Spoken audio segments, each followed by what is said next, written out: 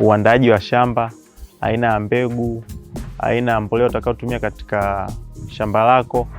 Hivi ni vitu ambavyo mara nyingi wakulima wengi husema labda kilimo hakilipi, kwa sababu mara nyingi hawazingatii mchakato mzima wa kufanya uzalishaji katika kilimo cha nyanya au kilimo cha mboga mbalimbali.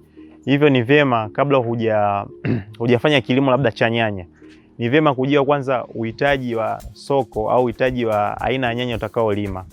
Kwa hiyo ni vyema wakulima tuwe tuna tabia ya kufuatilia makala mbalimbali zinazotolewa na serikali au tafiti mbalimbali kutoka katika masoko makuu. Itamwezesha mkulima kujua kuwa ni nyanya gani inahitajika kwa muda gani, na hii kumsaidia kufanya kilimo cha uhakika na mbeleni kupata bei itakayomsaidia au itakayompa faida, tofauti na wakulima wengi ambao hufanya kilimo kwa mazoea, kuwa yeye atafanya kilimo cha nyanya, wateja atatafuta baadaye nyanya zikiwa tayari.